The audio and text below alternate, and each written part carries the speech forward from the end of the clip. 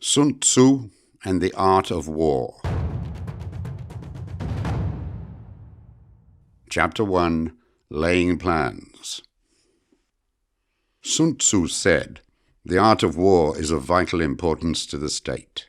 It is a matter of life and death, a road either to safety or to ruin.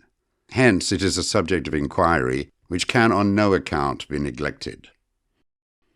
The art of war, then, is governed by 5 constant factors to be taken into account in one's deliberations when seeking to determine the conditions obtaining in the field. These are 1. The moral law. 2. Heaven. 3. Earth. 4. The commander. 5. Method and discipline. The moral law causes the people to be in complete accord with their ruler, so that they will follow him regardless of their lives, undismayed by any danger. Heaven signifies night and day, cold and heat, times and seasons. Earth comprises distances, great and small, danger and security, open ground and narrow passes, the chances of life and death. The commander stands for the virtues of wisdom, sincerity, benevolence, courage, and strictness. By method and discipline are to be understood the marshalling of the army in its proper subdivisions, the graduations of rank among the officers, the maintenance of roads by which supplies may reach the army, and the control of military expenditure.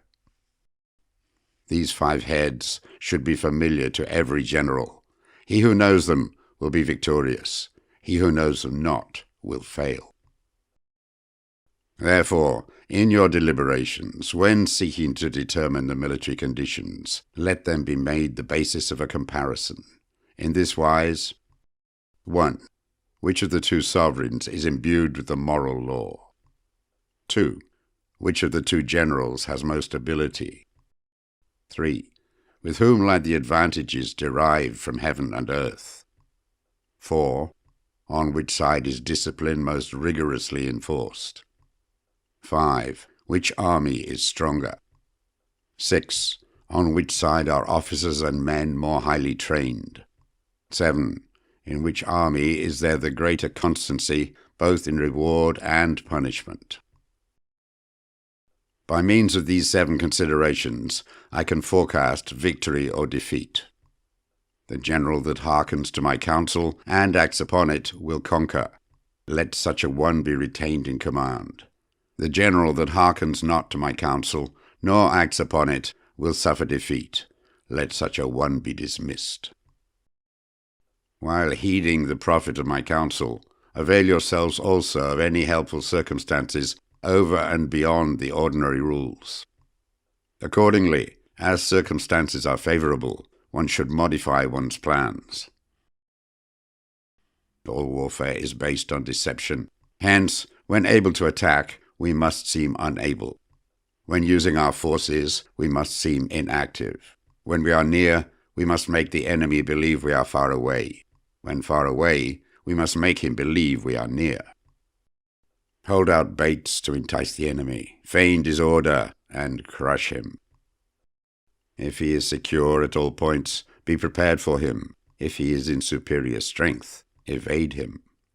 If your opponent is of choleric temper, seek to irritate him. Pretend to be weak, that he may grow arrogant. If he is taking his ease, give him no rest. If his forces are united, separate them. Attack him when he is unprepared. Appear where you are not expected. These military devices leading to victory must not be divulged beforehand. Now, the general who wins a battle makes many calculations in his temple ere the battle is fought. The general who loses a battle makes but few calculations beforehand. Thus do many calculations lead to victory and few calculations to defeat. How much more no calculation at all? It is by attention to this point that I can foresee who is likely to win or lose. Chapter 2. Waging War. Sun Tzu said, In the operations of war, where there are in the field 1,000 swift chariots, as many heavy chariots, and 100,000 mail-clad soldiers, with provisions enough to carry them 1,000 li. The expenditure at home and at the front, including entertainment of guests, small items such as glue and paint, and some spent on chariots and armour, will reach the total of 1,000 ounces of silver per day. Such is the cost of raising an army of 100,000 men. When you engage in actual fighting, if victory is long in coming, then men's weapons will grow dull, and their ardour will be damped. If you lay siege to a town, you will exhaust your strength. Again, if the campaign is protracted, the resources of the state will not be equal to the strain. Now, when your weapons are dulled, your ardour damped, your strength exhausted, and your treasure spent, other chieftains will spring up to take advantage of your extremity. Then no man, however wise, will be able to avert the consequences that must ensue. Thus, though we have heard of stupid haste in war, cleverness has never been seen associated with long delays. There is no instance of a country having benefited from prolonged war. It is only one who is thoroughly acquainted with the evils of war that can thoroughly understand the profitable way of carrying it on. The skilful soldier does not raise a second levy, neither are his supply wagons loaded more than twice. Bring war material with you from home, but forage on the enemy. Thus the army will have food enough for its needs. Poverty of the state exchequer causes an army to be maintained by contributions from a distance. Contributing to maintain an army at a distance causes the people to be impoverished. On the other hand, the proximity of an army causes prices to go up, and high prices cause the people's substance to be drained away. When their substance is drained away, the peasantry will be afflicted by heavy exactions. With this loss of substance and exhaustion of strength, the homes of the people will be stripped bare, and 3/10 of their income will be dissipated, while government expenses for broken chariots, worn-out horses, breastplates and helmets, bows and arrows, spears and shields, protective mantles, draft oxen and heavy wagons will amount to 4/10 of its total revenue. Hence a wise general makes a point of foraging on the enemy. 1 cartload of the enemy's provisions is equivalent to 20 of one's own, and likewise a single pickle from his provender is equal to 20 from one's own store. Now, in order to kill the enemy, our men must be roused to anger. That there may be advantage from defeating the enemy, they must have their rewards. Therefore, in chariot fighting, when 10 or more chariots have been taken, those should be rewarded who took the first. Our own flags should be substituted for those of the enemy, and the chariots mingled and used in conjunction with our own. The captured soldiers should be kindly treated and kept. This is called using the conquered foe to augment one's own strength. In war, then, let your great object be victory, not lengthy campaigns. Thus it may be known that the leader of armies is the arbiter of the people's fate, the man on whom it depends whether the nation shall be in peace or in peril. Chapter 3. Attack by Stratagem. Sun Tzu said, "In the practical art of war, the best thing of all is to take the enemy's country whole and intact. To shatter and destroy it is not so good. So too, it is better to recapture an army entire than to destroy it, to capture a regiment, a detachment, or a company entire than to destroy them. Hence, to fight and conquer in all your battles is not supreme excellence. Supreme excellence consists in breaking the enemy's resistance without fighting." Thus, the highest form of generalship is to balk the enemy's plans. The next best is to prevent the junction of the enemy's forces. The next, in order, is to attack the enemy's army in the field, and the worst policy of all is to besiege walled cities. The rule is not to besiege walled cities if it can possibly be avoided. The preparation of mantlets, movable shelters, and various implements of war will take up 3 whole months, and the piling up of mounds over against the walls will take 3 months more. The general, unable to control his irritation, will launch his men to the assault like swarming ants, with the result that 1/3 of his men are slain, while the town still remains untaken. Such are the disastrous effects of a siege. Therefore, the skilled leader subdues the enemy's troops without any fighting. He captures their cities without laying siege to them. He overthrows their kingdom without lengthy operations in the field. With his forces intact, he will dispute the mastery of the empire, and thus, without losing a man, his triumph will be complete. This is the method of attacking by stratagem. It is the rule in war, if our forces are 10 to the enemy's 1, to surround him; if 5 to 1, to attack him; if twice as numerous, to divide our army into 2. If equally matched, we can offer battle. If slightly inferior in numbers, we can avoid the enemy. If quite unequal in every way, we can flee from him. Hence, though an obstinate fight may be made by a small force, in the end it must be captured by the larger force. Now, the general is the bulwark of the state. If the bulwark is complete at all points, the state will be strong. If the bulwark is defective, the state will be weak. There are 3 ways in which a ruler can bring misfortune upon his army: by commanding the army to advance or to retreat, being ignorant of the fact that it cannot obey. This is called hobbling the army. By attempting to govern an army in the same way as he administers a kingdom, being ignorant of the conditions which obtain in an army. This causes restlessness in the soldiers' minds. By employing the officers of his army without discrimination, through ignorance of the military principle of adaptation to circumstances. This shakes the confidence of the soldiers. But when the army is restless and distrustful, trouble is sure to come from the other feudal princes. This is simply bringing anarchy into the army and flinging victory away. Thus we may know that there are 5 essentials for victory. 1. He will win who knows when to fight and when not to fight. 2. He will win who knows how to handle both superior and inferior forces. 3. He will win whose army is animated by the same spirit throughout all its ranks.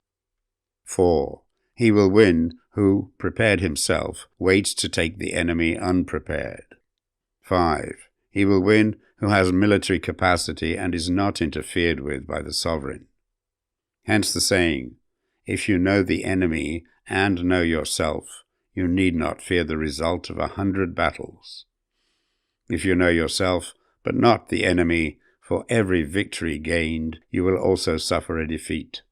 If you know neither the enemy nor yourself, you will succumb in every battle.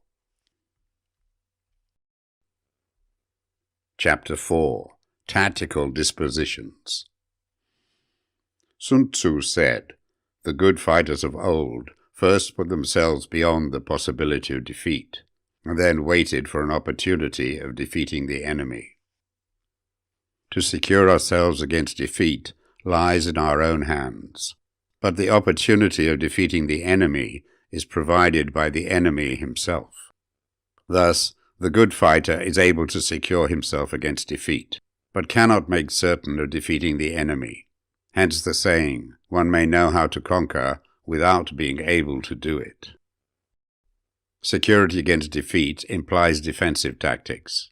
Ability to defeat the enemy means taking the offensive.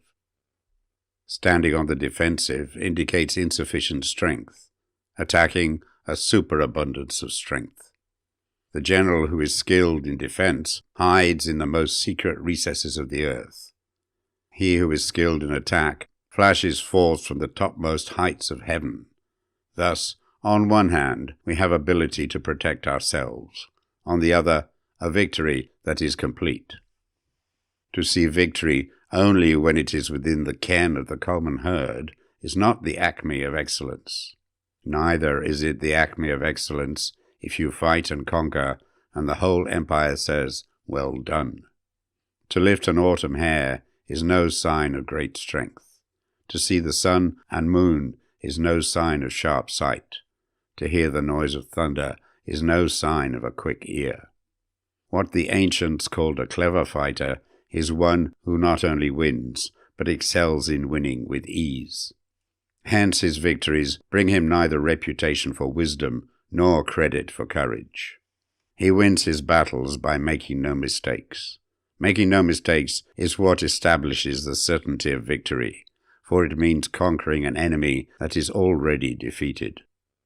Hence the skillful fighter puts himself into a position which makes defeat impossible, and does not miss the moment for defeating the enemy. Thus it is that in war the victorious strategist only seeks battle after the victory has been won, whereas he who is destined to defeat first fights and afterwards looks for victory. The consummate leader cultivates the moral law and strictly adheres to method and discipline. Thus it is in his power to control success.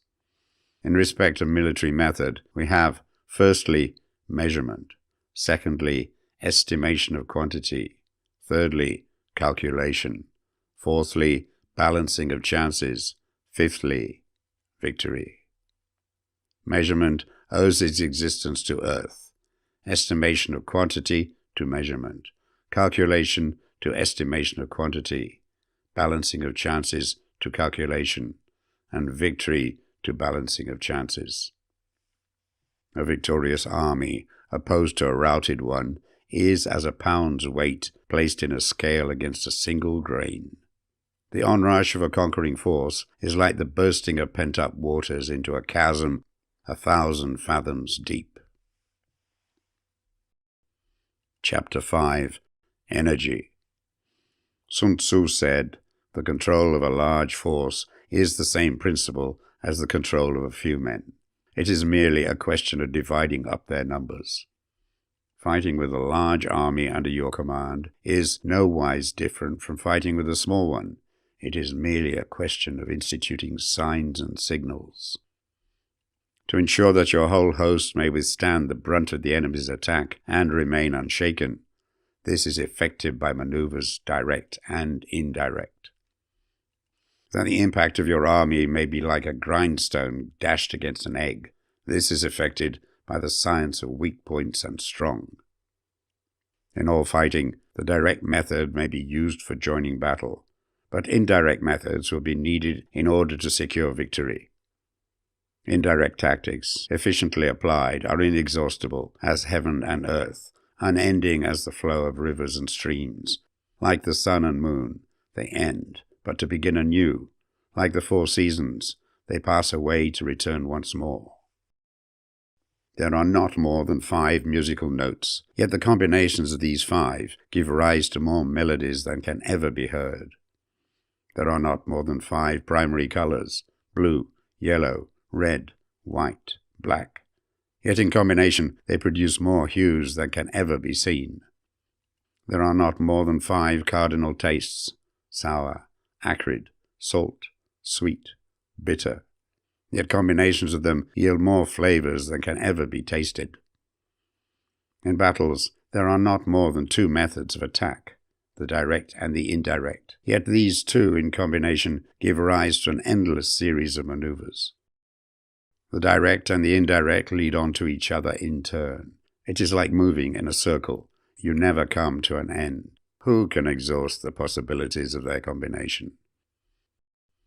The onset of troops is like the rush of a torrent which will even roll stones along in its course. The quality of decision is like the well-timed swoop of a falcon which enables it to strike and destroy its victim. Therefore the good fighter will be terrible in his onset and prompt in his decision. Energy may be likened to the bending of a crossbow. decision to the releasing of a trigger. Amid the turmoil and tumult of battle, there may be seeming disorder, and yet no real disorder at all. Amid confusion and chaos, your array may be without head or tail, yet it will be proof against defeat. Simulated disorder postulates perfect discipline. Simulated fear postulates courage. Simulated weakness postulates strength. Hiding order between the cloak of disorder is simply a question of subdivision. Concealing courage under a show of timidity presupposes a fund of latent energy. Masking strength with weakness is to be effected by tactical dispositions. Thus, one who is skillful at keeping the enemy on the move maintains deceitful appearances according to which the enemy will act. He sacrifices something that the enemy may snatch at. By holding out baits, he keeps him on the march. Then, with a body of picked men, he lies in wait for him. The clever combatant looks to the effect of combined energy and does not require too much from individuals. Hence his ability to pick out the right men and utilize combined energy. When he utilizes combined energy, his fighting men become, as it were, like unto rolling logs or stones. For it is in the nature of a log or a stone to remain motionless on level ground, and to move when on a slope. If four-cornered, to come to a standstill, but if round-shaped, to go rolling down. Thus the energy developed by good fighting men is as the momentum of a round stone rolled down a mountain thousands of feet in height. So much on the subject of energy. Chapter 6. Weak Points and Strong. Sun Tzu said, "Whoever is first in the field and awaits the coming of the enemy will be fresh for the fight. Whoever is second in the field and has to hasten to battle will arrive exhausted." Therefore the clever combatant imposes his will on the enemy, but does not allow the enemy's will to be imposed on him. By holding out advantages to him, he can cause the enemy to approach of his own accord. Or, by inflicting damage, he can make it impossible for the enemy to draw near. If the enemy is taking his ease, he can harass him. If well supplied with food, he can starve him out. If quietly encamped, he can force him to move. Appear at points which the enemy must hasten to defend. March swiftly to places where you are not expected. An army may march great distances without distress if it marches through country where the enemy is not. You can be sure of succeeding in your attacks if you only attack places which are undefended. You can ensure the safety of your defense if you only hold positions that cannot be attacked. Hence, that general is skillful in attack whose opponent does not know what to defend. And he is skillful in defense whose opponent does not know what to attack. O divine art of subtlety and secrecy, through you we learn to be invisible, through you inaudible, and hence we can hold the enemy's fate in our hands. You may advance and be absolutely irresistible if you make for the enemy's weak points. You may retire and be safe from pursuit if your movements are more rapid than those of the enemy.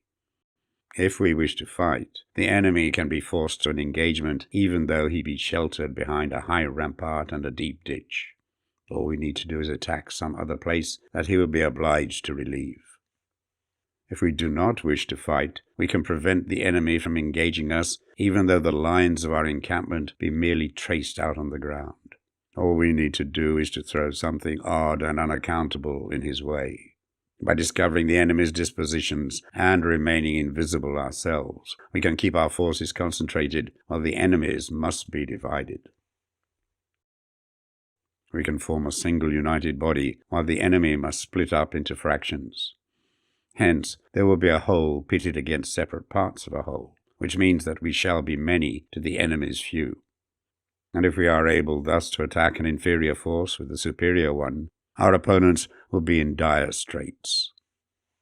The spot where we intend to fight must not be made known, for then the enemy will have to prepare against a possible attack at several different points, and his forces being thus distributed in many directions, the numbers we shall have to face at any given point will be proportionately few. For should the enemy strengthen his van, he will weaken his rear. Should he strengthen his rear, he will weaken his van. Should he strengthen his left, he will weaken his right. Should he strengthen his right, he will weaken his left. If he sends reinforcements everywhere, he will everywhere be weak.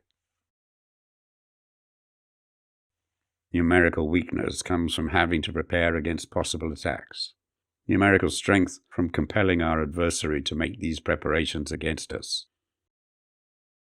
Knowing the place and the time of the coming battle, we may concentrate from the greatest distances in order to fight. But if neither time nor place be known, then the left wing will be impotent to succor the right equally impotent to succor the left, the van unable to relieve the rear, or the rear to support the van.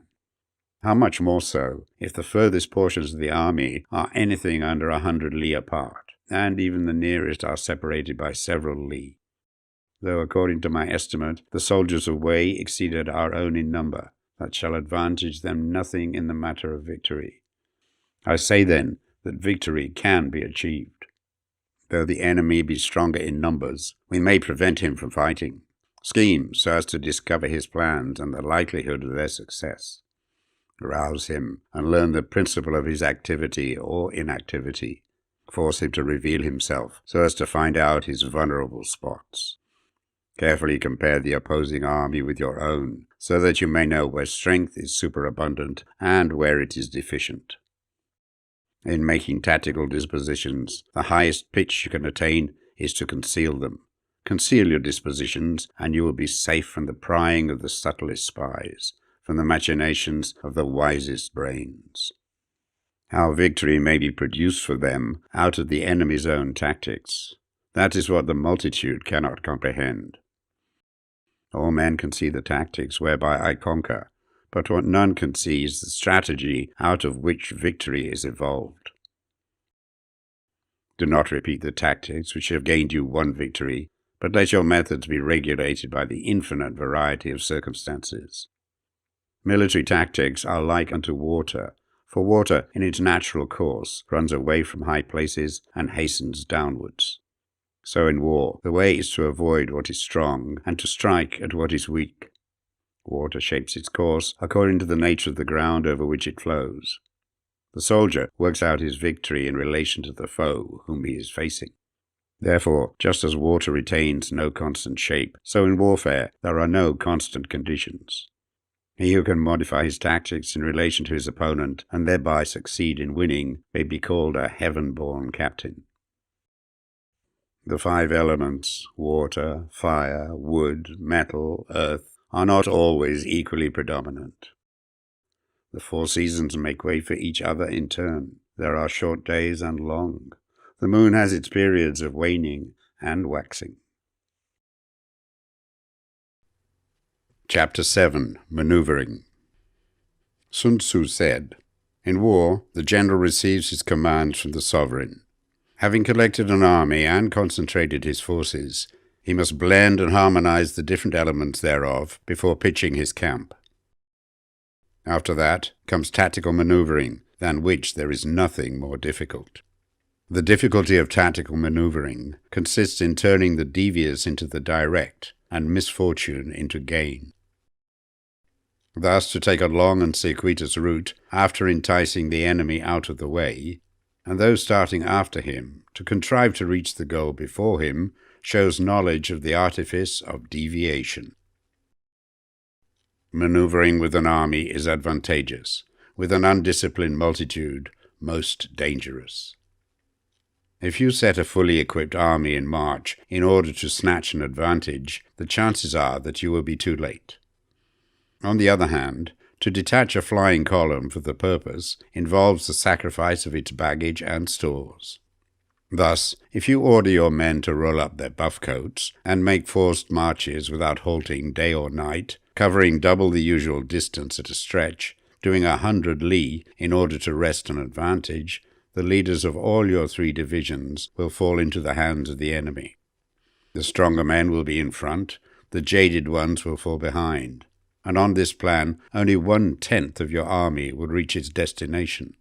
If you march 50 li in order to outmaneuver the enemy, you will lose the leader of your first division, and only half your force will reach the goal.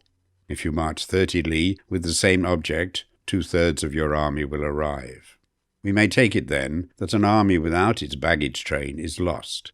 Without provisions, it is lost. Without bases of supply, it is lost. We cannot enter into alliance until we are acquainted with the designs of our neighbours.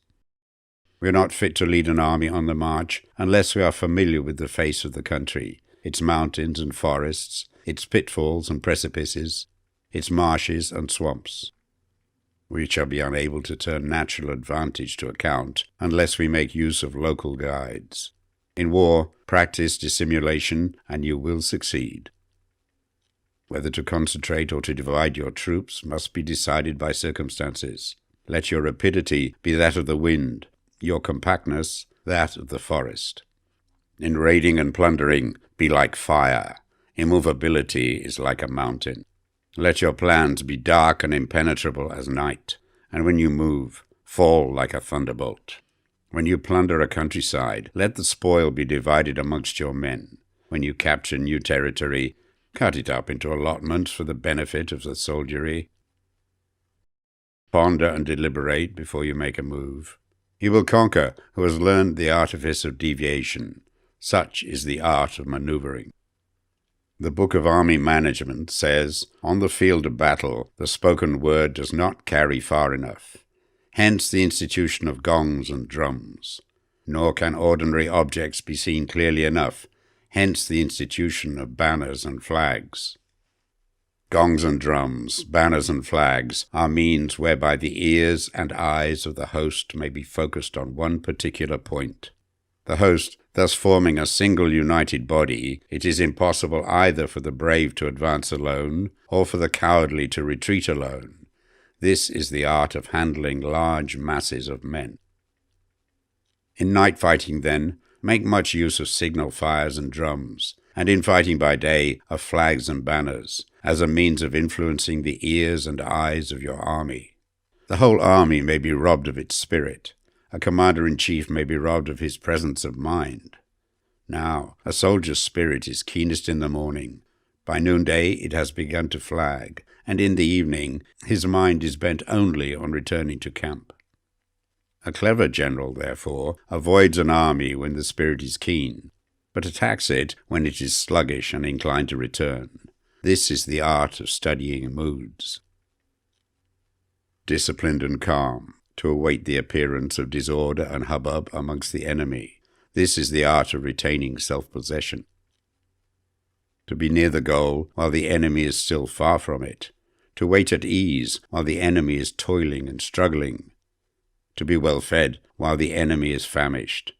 This is the art of husbanding one's strength. To refrain from intercepting an enemy whose banners are in perfect order. To refrain from attacking an army drawn up in calm and confident array. This is the art of studying circumstances. It is a military axiom not to advance uphill against the enemy, nor to oppose him when he comes downhill. Do not pursue an enemy who simulates flight. Do not attack soldiers whose temper is keen. Do not swallow bait offered by the enemy. Do not interfere with an army that is returning home. When you surround an army, leave an outlet free. Do not press a desperate foe too hard. Such is the art of warfare.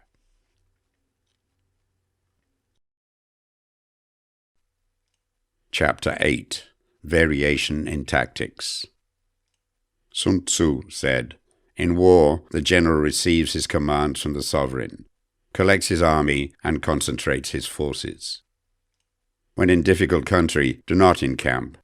In country where high roads intersect, join hands with your allies. Do not linger in dangerously isolated positions.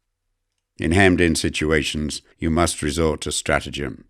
In desperate position, you must fight. There are roads which must not be followed, armies which must not be attacked, towns which must be besieged, positions which must not be contested, commands of the sovereign which must not be obeyed. The general who thoroughly understands the advantages that accompany variation of tactics knows how to handle his troops. The general who does not understand these may be well acquainted with the configuration of the country, yet he will not be able to turn his knowledge to practical account. So, the student of war who is unversed in the art of war of varying his plans, even though he be acquainted with the 5 advantages, will fail to make the best use of his men. Hence, in the wise leader's plans, considerations of advantage and of disadvantage will be blended together. If our expectation of advantage be tempered in this way, we may succeed in accomplishing the essential part of our schemes. If, on the other hand, in the midst of difficulties, we are always ready to seize an advantage, we may extricate ourselves from misfortune. Reduce the hostile chiefs by inflicting damage on them, and make trouble for them, and keep them constantly engaged. Hold out specious allurements, and make them rush to any given point. The art of war teaches us to rely not on the likelihood of the enemy's not coming, but on our own readiness to receive him, not on the chance of his not attacking, but rather on the fact that we have made our position unassailable. There are 5 dangerous faults which may affect a general. 1. Recklessness, which leads to destruction. 2. Cowardice, which leads to capture. 3. A hasty temper, which can be provoked by insults. 4. A delicacy of honor, which is sensitive to shame. 5. Over-solicitude for his men, which exposes him to worry and trouble. These are the 5 besetting sins of a general, ruinous to the conduct of war. When an army is overthrown and its leader slain, the cause will surely be found among these 5 dangerous faults. Let them be subject of meditation. Chapter 9. The Army on the March. Sun Tzu said, "We come now to the question of encamping the army and observing signs of the enemy. Pass quickly over mountains and keep in the neighborhood of valleys. Camp in high places, facing the sun. Do not climb heights in order to fight. So much for mountain warfare. After crossing a river, you should get far away from it. When an invading force crosses a river in its onward march, do not advance to meet it midstream. It will be best to let half the army get across and then deliver your attack. If you are anxious to fight, you should not go to meet the invader near a river which he has to cross. Moor your craft higher up than the enemy and facing the sun. Do not move upstream to meet the enemy. So much for river warfare. In crossing salt marshes, your sole concern should be to get over them quickly without any delay. If forced to fight in a salt marsh, you should have water and grass near you and get your back to a clump of trees. So much for operations in salt marshes. In dry, level country, take up an easily accessible position with rising ground to your right and on your rear, so that the danger may be in front and safety lie behind. So much for campaigning in flat country. These are 4 useful branches of military knowledge which enabled the Yellow Emperor to vanquish 4 several sovereigns. All armies prefer high ground to low and sunny places to dark. If you are careful with your men and camp on hard ground, the army will be free from disease of every kind, and this will spell victory. When you come to a hill or a bank, occupy the sunny side, with the slope on your right rear. Thus, you will at once act for the benefit of your soldiers and utilize the natural advantages of the ground. When, in consequence of heavy rains up country, a river which you wish to ford is swollen and flecked with foam, you must wait till it subsides. Country in which there are precipitous cliffs with torrents running between, deep natural hollows, confined places, tangled thickets, quagmires and crevices, should be left with all possible speed and not approached. While we keep away from such places, we should get the enemy to approach them. While we face them, we should let the enemy have them on its rear. If in the neighborhood of your camp there should be any hilly country, Ponds surrounded by aquatic grass, hollow basins filled with reeds, or woods with thick undergrowth, they must be carefully routed out and searched. For these are places where men in ambush or insidious spies are likely to be lurking. When the enemy is close at hand and remains quiet, he is relying on the natural strength of his position. When he keeps aloof and tries to provoke a battle, he is anxious for the other side to advance. If his place of encampment is easy of access, he is tendering a bait. Movement amongst the trees of a forest shows that the enemy is advancing. The appearance of a number of screens in the midst of thick grass means that the enemy wants to make us suspicious. The rising of birds in their flight is the sign of an ambuscade. Startled beasts indicate that a sudden attack is coming. When there is dust rising in a high column, it is the sign of chariots advancing. When the dust is low, but spread over a wide area, it betokens the approach of infantry.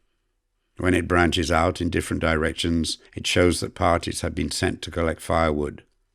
A few clouds of dust moving to and fro signify that the army is encamping. Humble words and increased preparations are signs that the enemy is about to advance. Violent language and driving forward as if to attack are signs that he will retreat. When the light chariots come out first and take up a position on the wings, it is a sign that the enemy is forming for battle. Peace proposals, unaccompanied by a sworn covenant, indicate a plot. When there is much running about and the soldiers fall into rank, it means that the critical moment has come. When some are seen advancing and some retreating, it is a lure. When the soldiers stand leaning on their spears, they are faint from want of food. If those who are sent to draw water begin by drinking themselves, the army is suffering from thirst. If the enemy sees an advantage to be gained and makes no effort to secure it, the soldiers are exhausted. If birds gather on any spot, it is unoccupied. Clamour by night betokens nervousness. If there is a disturbance in the camp, the general's authority is weak. If the banners and flags are shifted about, sedition is afoot. If the officers are angry, it means the men are weary. When an army feeds its horses with grain and kills its cattle for food, and when the men do not hang their cooking pots over the campfires, showing that they will not return to their tents, you may know that they are determined to fight to the death. The sign of men whispering together in small knots or speaking in subdued tones points to disaffection amongst the rank and file. Too frequent rewards signify that the enemy is at the end of his resources. Too many punishments betray a condition of dire distress. To begin by bluster, but afterwards to take fright at the enemy's numbers, shows a supreme lack of intelligence. When envoys are sent with compliments in their mouths, it is a sign that the enemy wishes for a truce. If the enemy's troops march up angrily and remain facing ours for a long time without either joining battle or taking themselves off again, the situation is one that demands great vigilance and circumspection. If our troops are no more in numbers than the enemy, that is amply sufficient. It only means that no direct attack can be made. What we can do is simply to concentrate all our available strength, keep a close watch on the enemy, and obtain reinforcements. He who exercises no forethought but makes light of his opponents is sure to be captured by them. If soldiers are punished before they have grown attached to you, they will not prove submissive, and, unless submissive, then will be practically useless. If, when soldiers have become attached to you, punishments are not enforced, they will still be useless. Therefore, soldiers must be treated in the first instance with humanity, but kept under control by means of iron discipline. This is a certain road to victory. If in training soldiers, commands are habitually enforced, the army will be well disciplined. If not, its discipline will be bad. If a general shows confidence in his men, but always insists on his orders being obeyed, the gain will be mutual. Chapter 10. Terrain. Sun Tzu said, We may distinguish 6 kinds of terrain, to wit: 1. Accessible ground. 2. Entangling ground. 3. Temporizing ground. 4. Narrow passes. 5. Precipitous heights. 6. Positions at a great distance from the enemy. Ground which can be freely traversed by both sides is called accessible. With regard to ground of this nature, be before the enemy in occupying the raised and sunny spots, and carefully guard your line of supplies. Then you will be able to fight with advantage.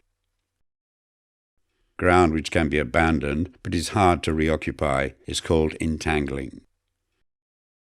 From a position of this sort, if the enemy is unprepared, you may sally forth and defeat him.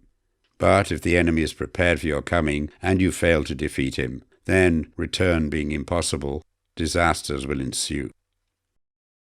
When the position is such that neither side will gain by making the first move, it is called temporizing ground.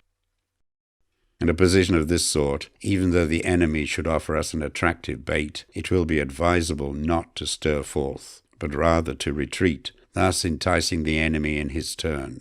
Then, when part of his army has come out, we may deliver our attack with advantage. With regard to narrow passes, if you can occupy them first, let them be strongly garrisoned and await the advent of the enemy. Should the army forestall you in occupying a pass, do not go after him if the pass is fully garrisoned, but only if it is weakly garrisoned. With regard to precipitous heights, if you are beforehand with your adversary, you should occupy the raised and sunny spots, and there wait for him to come up. If the enemy has occupied them before you, do not follow him, but retreat and try to entice him away. If you are situated at a great distance from the enemy, and the strength of the 2 armies is equal, it is not easy to provoke a battle, and fighting will be to your disadvantage. These 6 are the principles connected with earth. The general who has attained a responsible post must be careful to study them. Now an army is exposed to 6 several calamities, not arising from natural causes, but from faults for which the general is responsible. These are: 1. Flight. 2. Insubordination. 3. Collapse. 4. Ruin. 5. Disorganization. 6. Rout. Other conditions being equal, if one force is hurled against another 10 times its size, the result will be the flight of the former. When the common soldiers are too strong and their officers too weak, the result is insubordination. When the officers are too strong and the common soldiers too weak, the result is collapse. When the higher officers are angry and insubordinate, and on meeting the enemy give battle on their own account from a feeling of resentment, before the commander-in-chief can tell whether or no he is in a position to fight, the result is ruin. When the general is weak and without authority, when his orders are not clear and distinct, when there are no fixed duties assigned to officers and men, and the ranks are formed in a slovenly, haphazard manner, the result is utter disorganization. When a general, unable to estimate the enemy's strength, allows an inferior force to engage a larger one, or hurls a weak detachment against a powerful one, and neglects to place picked soldiers in the front rank, the result must be rout. There are 6 ways of courting defeat, which must be carefully noted by the general who has attained a responsible post. The natural formation of the country is the soldier's best ally, but a power of estimating the adversary, of controlling the forces of victory, and of shrewdly calculating difficulties, dangers, and distances constitutes the test of a great general. He who knows these things, and in fighting puts his knowledge into practice, will win his battles.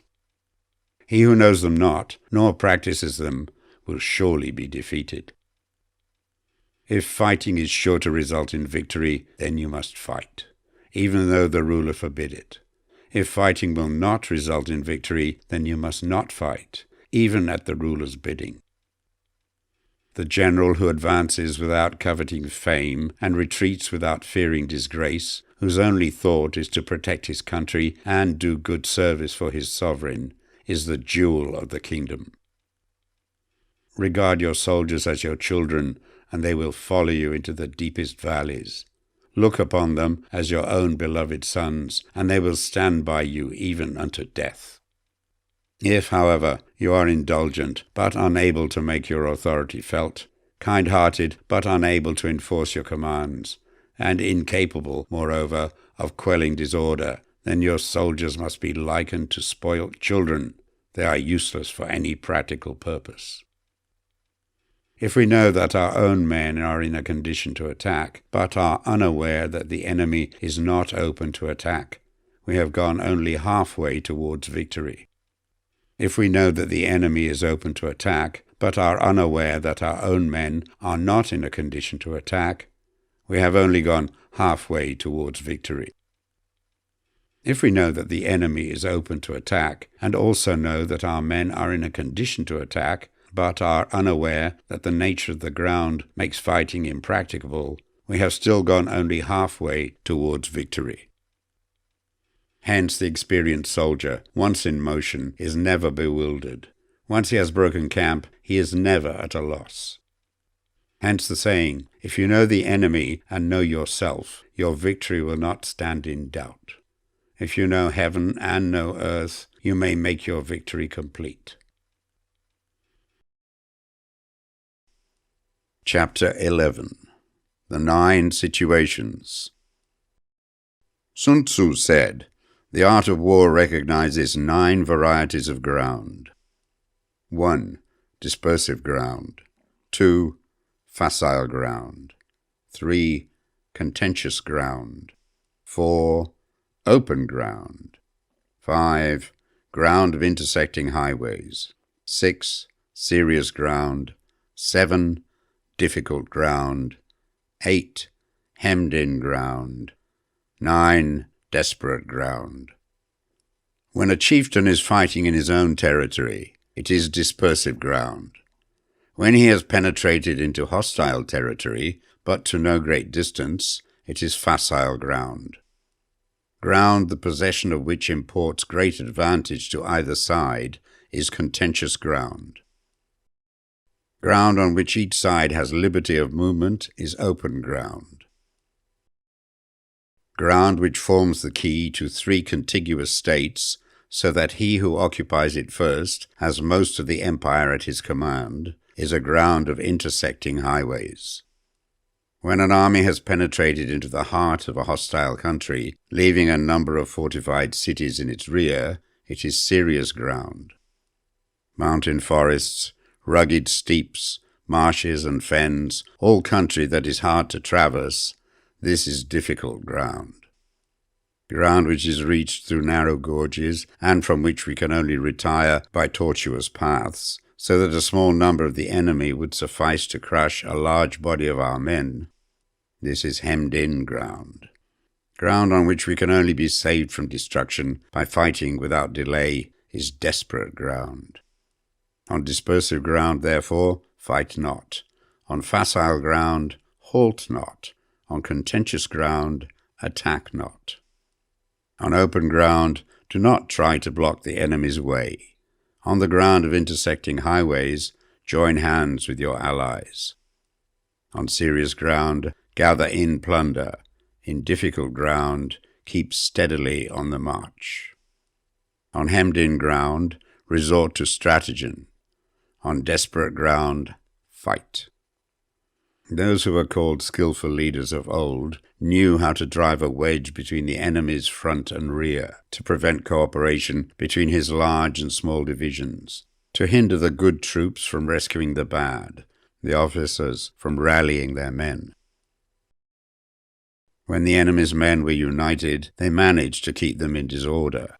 When it was to their advantage, they made a forward move. When otherwise, they stopped still. If asked how to cope with a great host of the enemy in orderly array and on the point of marching to the attack, I should say, begin by seizing something which your opponent holds dear. Then he will be amenable to your will. Rapidity is the essence of war. Take advantage of the enemy's unreadiness. Make your way by unexpected routes, and attack unguarded spots. The following are the principles to be observed by an invading force. The further you penetrate into a country, the greater will be the solidarity of your troops, and thus the defenders will not prevail against you. Make forays in fertile country in order to supply your army with food. Carefully study the well-being of your men, and do not overtax them. Concentrate your energy and hoard your strength. Keep your army continually on the move, and devise unfathomable plans. Throw your soldiers into positions whence there is no escape, and they will prefer death to flight. If they will face death, there is nothing they may not achieve. Officers and men alike will put forward their uttermost strength. Soldiers, when in desperate straits, lose the sense of fear. If there is no place of refuge, they will stand firm. If they are in hostile country, they will show a stubborn front. If there is no help for it, they will fight hard. Thus, without waiting to be marshalled, the soldiers will be constantly on the qui-vive, without waiting to be asked. They will do your will without restrictions. They will be faithful without giving orders. They can be trusted. Prohibit the taking of omens, and do away with superstitious doubts. Then, until death itself comes, no calamity need be feared. If our soldiers are not overburdened with money, it is not because they have a distaste for riches. If their lives are not unduly long, it is not because they are disinclined to longevity. On the day they are ordered out to battle, your soldiers may weep, those sitting up bedewing their garments, and those lying down letting the tears run down their cheeks. But let them once be brought to bay, and they will display the courage of a Chu or a Kui. The skillful tactician may be likened to the Shuaijian. Now the Shuaijian is a snake that is found in the Jiong Mountains. Strike at its head, and you will be attacked by its tail. Strike at its tail, and you will be attacked by its head. Strike at its middle, and you will be attacked by the head and tail, both. Asked if an army can be made to imitate the Shuaijian, I should answer yes. For the men of Wu and the men of Yue are enemies, yet if they are crossing a river in the same boat and are caught by a storm, they will come to each other's assistance, just as the left hand helps the right. Hence it is not enough to put one's trust in the tethering of horses and the burying of chariot wheels in the ground. The principle on which to manage an army is to set up one standard of courage which all must reach. How to make the best of both strong and weak, that is a question involving the proper use of ground. Thus, the skillful general conducts his army just as though he were leading a single man, willy-nilly, by the hand. It is the business of a general to be quiet and thus ensure secrecy, upright and just, and thus maintain order. He must be able to mystify his officers and men by false reports and appearances, and thus keep them in total ignorance. By altering his arrangements and changing his plans, he keeps the enemy without definite knowledge. By shifting his camp and taking circuitous routes, he prevents the enemy from anticipating his purpose. At the critical moment, the leader of an army acts like one who has climbed up a height and then kicks away the ladder behind him. He carries his men deep into hostile territory before he shows his hand. He burns his boats and breaks his cooking pots. Like a shepherd driving a flock of sheep, he drives his men this way and that, and nothing knows whither he is going. To muster his host and bring it into danger, this may be termed the business of the general. The different measures suited to the 9 varieties of ground, the expediency of aggressive or defensive tactics, and the fundamental laws of human nature. These are things that must most certainly be studied. When invading hostile territory, the general principle is that penetrating deeply brings cohesion. Penetrating but a short way means dispersion. When you leave your own country behind and take your army across neighborhood territory, you find yourself on critical ground. Where there are means of communication on all four sides, the ground is one of intersecting highways. When you penetrate deeply into a country, it is serious ground. When you penetrate but a little way, it is facile ground.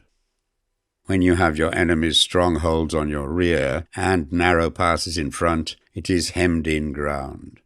When there is no place of refuge at all, it is desperate ground. Therefore, on dispersive ground, I would inspire my men with unity of purpose. On facile ground, I would see that there is close connection between all parts of my army. On contentious ground, I would hurry up my rear. On open ground, I would keep a vigilant eye on my defenses. On ground of intersecting highways, I would consolidate my alliances. On serious ground, I would try to ensure a continuous stream of supplies.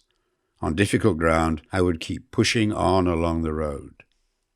On hemmed-in ground, I would block any way of retreat. On desperate ground, I would proclaim to my soldiers the hopelessness of saving their lives. For it is the soldier's disposition to offer an obstinate resistance when surrounded, to fight hard when he cannot help himself, and to obey promptly when he has fallen into danger. We cannot enter into alliance with the neighboring princes until we are acquainted with their designs. We are not fit to lead an army on the march unless we are familiar with the face of the country, its mountains and forests, its pitfalls and precipices, its marshes and swamps. We shall be unable to turn natural advantages to account unless we make use of local guides. To be ignored of any one of the following 4 or 5 principles does not befit a warlike prince. When a warlike prince attacks a powerful state, his generalship shows itself in preventing the concentration of the enemy's forces. He overawes his opponents, and their allies are prevented from joining against him. Hence he does not strive to ally himself with all and sundry, nor does he foster the power of other states. He carries out his own secret designs, keeping his antagonists in awe. Thus he is able to capture their cities and overthrow their kingdoms. Bestow rewards without regard to rule. Issue orders without regard to previous arrangements, and you will be able to handle a whole army as though you had to do it with but a single man. Confront your soldiers with the deed itself. Never let them know your design. When the outlook is bright, bring it before their eyes, but tell them nothing when the situation is gloomy. Place your army in deadly peril, and it will survive. Plunge it into desperate straits, and it will come off in safety. For it is precisely when a force has fallen into harm's way that it is capable of striking a blow for victory. Success in warfare is gained by carefully accommodating ourselves to the enemy's purpose. By persistently hanging on to the enemy's flank, we shall succeed in the long run in killing the commander-in-chief. This is called ability to accomplish a thing by sheer cunning. On the day that you take up your command, block the frontier passes, destroy the official tallies, and stop the passage of all emissaries. Be stern in the council chamber so that you may control the situation.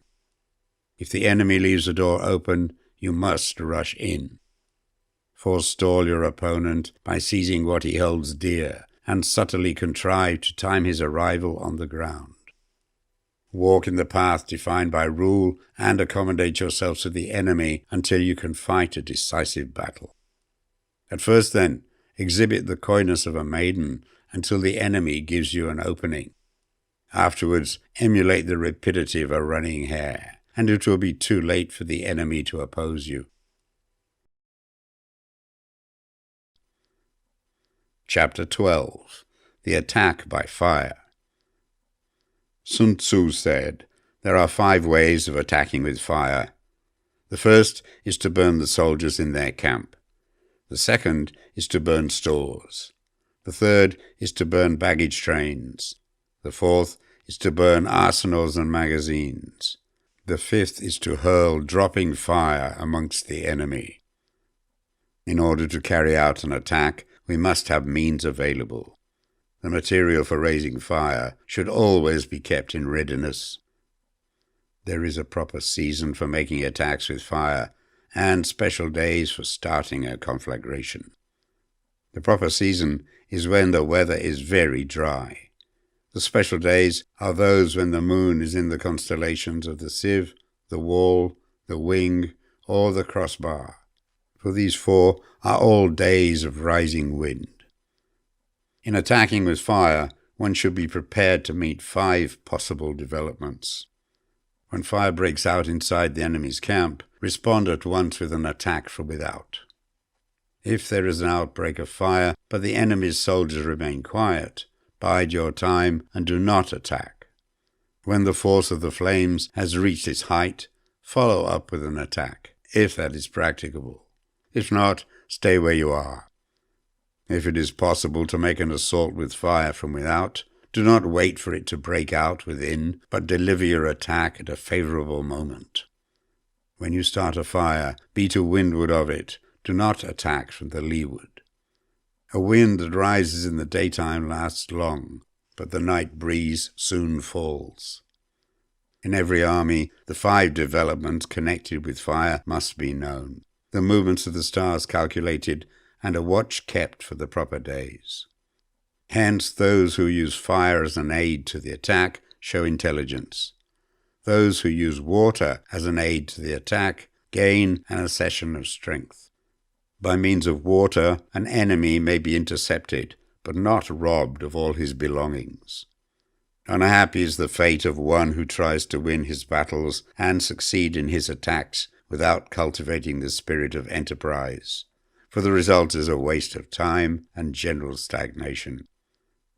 Hence the saying, the enlightened ruler lays his plans well, the good general cultivates his resources. Move not until you see an advantage. Use not your troops unless there is something to be gained. Fight not unless the position is critical. No ruler should put troops into the field merely to gratify his own spleen. No general should fight a battle simply out of pique. If it is to your advantage, make a forward move. If not, stay where you are. Anger may in time change to gladness. Vexation may be succeeded by content. But a kingdom that has once been destroyed can never come back again into being, nor can the dead ever be brought back to life. Hence the enlightened ruler is heedful, and the good general full of caution. This is the way to keep a country at peace and an army intact. Chapter 13. The Use of Spies. Sun Tzu said, "Raising a host of 100,000 men and marching them great distances entails heavy loss on the people and a drain on the resources of the state. The daily expenditure will amount to 1,000 ounces of silver. There will be commotion at home and abroad, and men will drop down exhausted on the highways. As many as 700,000 families will be impeded in their labor. Hostile armies may face each other for years, striving for the victory which is decided in a single day. This being so, to remain in ignorance of the enemy's condition simply because one grudges the outlay of 100 ounces of silver in honors and emoluments is the height of inhumanity. One who acts thus is no leader of men, no present help to his sovereign, no master of victory. Thus, what enables the wise sovereign and the good general to strike and conquer and achieve things beyond the reach of ordinary men is foreknowledge. Now this foreknowledge cannot be elicited from spirits. It cannot be obtained inductively from experience, nor by any deductive calculation. Knowledge of the enemy's dispositions can only be obtained from other men. Hence the use of spies, of whom there are 5 classes. 1. Local spies. 2. Inward spies. 3. Converted spies. 4. Doomed spies. 5. Surviving spies. When these 5 kinds of spy are all at work, none can discover the secret system. This is called divine manipulation of the threads. It is the sovereign's most precious faculty. Having local spies means employing the services of the inhabitants of a district. Having inward spies, making use of officials of the enemy. Having converted spies, getting hold of the enemy's spies and using them for our own purposes. Having doomed spies, doing certain things openly for purposes of deception and allowing our spies to know of them and report them to the enemy. Surviving spies, finally, are those who bring back news from the enemy's camp. Hence it is that which none in the whole army are more intimate relations to be maintained than with spies. None should be more liberally rewarded. In no other business should greater secrecy be preserved. Spies cannot be usefully employed without a certain intuitive sagacity. They cannot be properly managed without benevolence and straightforwardness. Without subtle ingenuity of mind, one cannot make certain of the truth of their reports. Be subtle, and use your spies for every kind of business. If a secret piece of news is divulged by a spy before the time is ripe, he must be put to death, together with the man to whom the secret was told. Whether the object be to crush an army, to storm a city, or to assassinate an individual, it is always necessary to begin by finding out the names of the attendants, the aides-de-camp, and doorkeepers, and sentries of the general in command. Our spies must be commissioned to ascertain these. The enemy's spies, who have come to spy on us, must be sought out, tempted with bribes, led away, and comfortably housed. Thus they will become converted spies and available for our service. It is through the information brought by the converted spy that we are able to acquire and employ local and inward spies. It is owing to his information again that we can cause the doomed spy to carry false tidings to the enemy. Lastly, it is by his information that the surviving spy can be used on appointed occasions. The end and aim of spying, in all its 5 varieties, is knowledge of the enemy, and this knowledge can only be derived in the first instance from the converted spy. Hence it is essential that the converted spy be treated with the utmost liberality. Of old, the rise of the Yin dynasty was due to Ai Chi, who had served under the Hsia. Likewise, the rise of the Chou dynasty was due to Liu Ya, who had served under the Yin. Hence, it is only the enlightened ruler and the wise general who will use the highest intelligence of the army for purposes of spying, and thereby they achieve great results. Spies are a most important element in warfare, because on them depends an army's ability to move.